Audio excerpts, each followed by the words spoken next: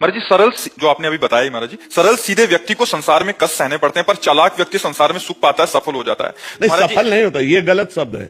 सफल नहीं होगा। कभी कोई चालाकी से सफल हो सकता है।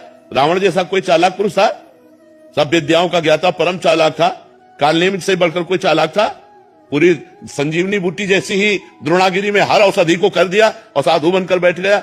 हनुमान जी ने मार डाला, राम जी ने रावण को मार डाला, रहा न को कुल रोवन हारा। चालाक पुरुष सफल कैसे हो सकता है? नहीं, सीधा सरल पुरुष कष्ट पा सकता है, पर सफल सीधा सरल सच्चाई पर चलने वाला हो। जैसे धर्मराज युधिष्ठिर बिल्कुल सीधे थे, यहां तक इतने सीधे थे कि युद्ध क्षेत्र में कल कौन सी रणनीति है वो जाके दुर्योधन सीधे पूछ लेता था। भ्राताश्री कल कौन सा चक्रव्यूह रचना है, तो वो बता देते थे। इसीलिए भगवान दो बैठक करते थे, एक युधिष्ठिर के साथ और एक युधिष्ठिर से अलग। युधिष्ठिर के साथ जो बैठक की वो चक्रव्यूह रचना ही नहीं होगी, क्योंकि वो दुर्योधन को पता हो। इतने सरल थे कि वो आके पूछ लेते, वो पूरी बात बता देते थे। तो आप देखो विनाश किसका हुआ? चतुर चालाक, जिसके साथ शकुनी, दुशासन, कर्ण, दुर्योधन के साथ इतने चालाकी की हद थे ये लोग। तो क्या ये लोग सफल हुए? नहीं, सफल हुए सीधे साधे युधिष्ठिर जी महाराज, और नाश हुआ उन चालाक पुरुषों का। तो चालाक पुरुष तुम्हें सफल होते नजर आएगा, लेकिन सफल नहीं हो सकता।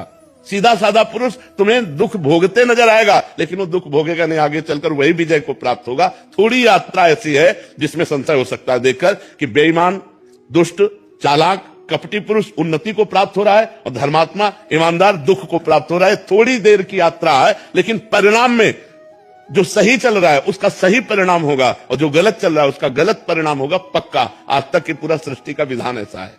जी जी महाराज जी, लेकिन ट्रांसफर पोस्टिंग में कई बार चालाक लोग अच्छी जगह ले जाते हैं और सीधे सरल लोगों के ट्रांसफर कहीं भी नहीं ऐसा। वो देखो, दुर्योधन राजा बना कि नहीं बना? दुर्योधन राजा कुछ दिन के लिए बना कि नहीं बना? लेकिन 100 भाई मारे गए। असली में राजा हस्तिनापुर के महाराज युधिष्ठिर ही बने। थोड़ी देर के लिए वो पद, वो दिखाई दे सकता है कि वो बेईमानी, चालाकी करके, फ्रॉड करके पद को प्राप्त कर ले। ऐसा हो सकता है, मान सकते हैं, उसका पुण्य उसको साथ दे सकता है। लेकिन परिणाम, जो जीवन का परिणाम है, वो ये पद नहीं है। मरोगे तो तुम्हारे साथ पद नहीं जाएगा, तुम्हारे साथ रुपया नहीं जाएगा, तुम्हारी अच्छाई जाएगी, तुम्हारे सत्कर्म जाएंगे। और ये पक्की बात समझ लो कि जनता मूर्ख थोड़ी देर के लिए बन सकती, लेकिन जब आपके आचरणों का, और भगवान ऐसी बुद्धि भ्रष्ट कर देते हैं कि खुला आचरण उसकी गंदगी सामने आ जाती है। आदमी की इज्जत चली गई तो किस योग रह गया? तो ये पक्का समझ लो, अच्छा पुरुष और धर्मात्मा पुरुष दुखी हो सकता है, लेकिन हार नहीं सकता। विजय को वही प्राप्त होगा। यत्र योगेश्वरा कृष्णो यत्र पार्थो धनुर्धरा तत्र श्री विजयो भूतिर ध्रुवा नीतिर मतिर्मम। ये निश्चित बात है, जहां धर्म है, जहां भगवान है, वहां विजय जरूर होगी। थोड़ी देर के लिए, अब जैसे 12 वर्ष का वनवास, 1 वर्ष का अज्ञातवास महाराज युधिष्ठिर को हुआ, इतने धर्मात्मा होते हुए, और ये दुष्ट लोग मौज उड़ाते रहे, लेकिन परिणाम में महाराज युधिष्ठिर ही चक्रवर्ती सम्राट बने और 100 के 100 कौरव मारे गए। तो इसलिए हमें अपने मन को धर्म में ही लगाना चाहिए, चाहे थोड़ा दुख मिले, थोड़ा उन्नति कम दिखाई दे, लेकिन आगे चलकर वो उन्नति को प्राप्त होगा। धर्मात्मा दीपक की तरह जलता है, पर वो जलता रहता है, और अधर्मी हाइलोजन की तरह जलता है, पर फ्यूज हो जाता है। वो एकदम चढ़ा और एकदम फ्यूज हो गया, एकदम नष्ट हो गया। धर्मात्मा पुरुष दीपक की लौ की तरह जलता रहता है और अपने घर को प्रकाशित कर देता है। इसलिए धर्म से चलो, भगवान का आश्रय लो। बुरे आचरणों से कभी किसी का कोई लाभ नहीं हुआ, थोड़ी देर लाभ होते दिखाई जाए, लेकिन परिणाम में विनाश ही होगा, अशांति ही होगी। कभी पाप कर्म करने वाला, छल कपट करने वाला सुखी नहीं हो सकता। परिणाम में थोड़े दिन तो आपको लग सकता है कि सुखी हो रहा है, लेकिन फिर ऐसा रहेगा कि मिट्टी में मिल जाएगा, रहा न को कुल रोवन हारा। सामने से तो बहुत सुंदर दिखाई दे रहे, और पीछे जो पाप कर रहे तो मालिक देख रहा है, उसका हिसाब मालिक करेगा। मालिक की दुकान में है सबका जीवन खाता, पाई भर का भी चूक नहीं होती हमारे मालिक से।